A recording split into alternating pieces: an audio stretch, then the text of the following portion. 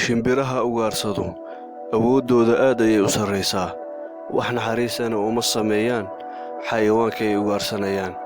marmarka qaarkood waxay ugaarsadaan xayawaanno xajmigooda uu aad u weyn yahay. barnaamijkan waxaad ku arki doontaa haad isku dayday inay qaaddo ariga buuraleyda ah. waxaad kalood ku arki doontaa haad isku dayday inay cunug dafto.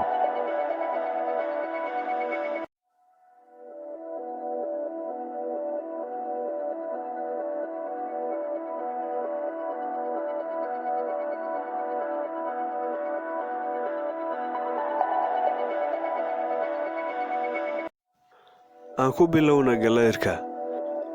galeyrka waxaa la sheegaa in xawaarihiisu uu aad u sarreeyo. waxa uu jaraa saacaddii 3 kiiloomitir. waxa uuna ku qabtaa ugaartiisa wakhti kooban.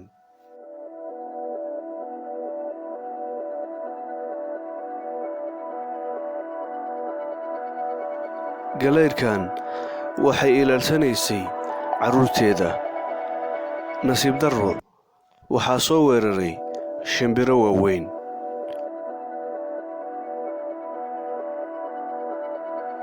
waa ay ka dufaacatay carruurteedii, waa ayna iska celisay. galeyrkan waxa uu soo weeraray maska loo yaqaano abees. waana mas aad halis u ah.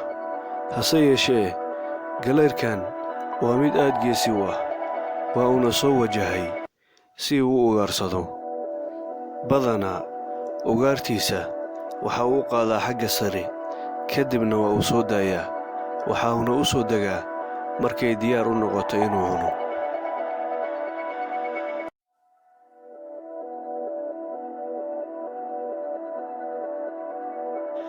haadkan waxa uu soo weeraray ariga buuraleyda ah. inkastoo xajmigiisa uu aad u weynaa, hungurigiisa kama celinin inuu ugaarsado.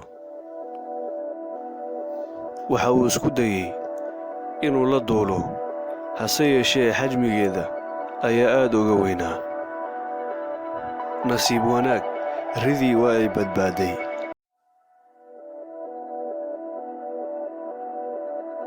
laakiin muuqaalka labaad, haadkan waxaa u suura galay inuu la duulo rida masaafo aad u dheer.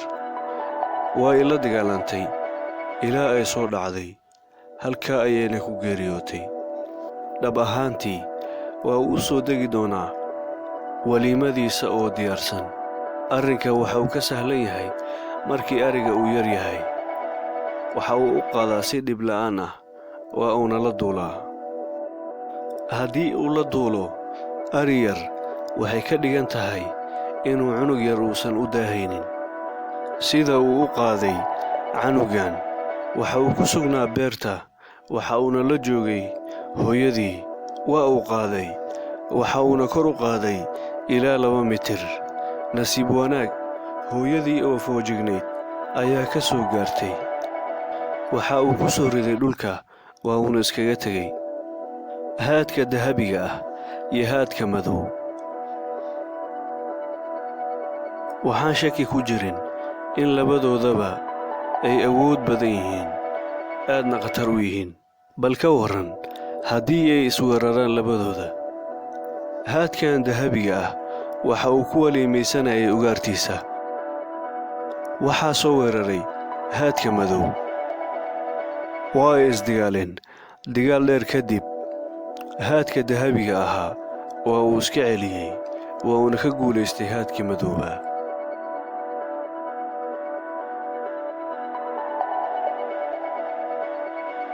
boolabooladan waxay ka mid tahay boolaboolooyinka adduunka ugu waaweyn.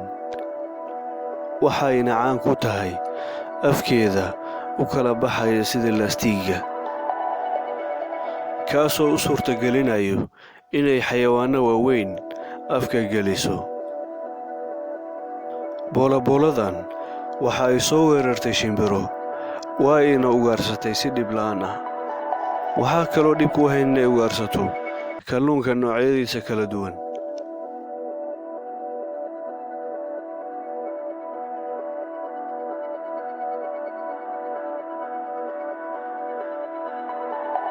shimbirka guumayska. Guumaysta waa shimbir aad u dagaal badan, khaasatan markii ilmihiisa laga soo weeraro. Waxay u difaacataa ilmaheeda qaabyo kala duwan, iyadoo fiirinayso nooca xayawaanada soo weeraray. Xayawaanada hawada sare uga imaanayo waa ay sugtaa, kamana dheeraato ilmaheeda. Markay u soo dhowaadaan ayay weerarka lugaha uga hortagtaa. hase yeeshee yeyga waa ay weerartaa markii ay aragto inuu u soo socdo. waxa ayna ka dhumisaa jihada iyadoo weerarinayso.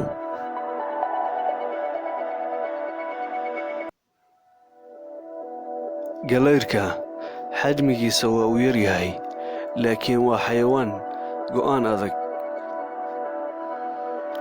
waxa uu ugaarsaday booladan aadka u weyn. waxa uu sii watay weerarkiisii. booladiinu waxay isku dayday si walba oo iskaga difaaci karto. ugu dambayn waxa uu ka qabtay qoorta, waa uuna ugaarsaday.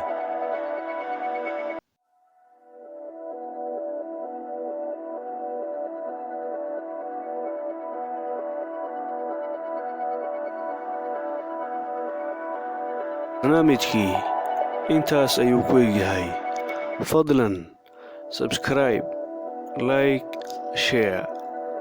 mahadsanid.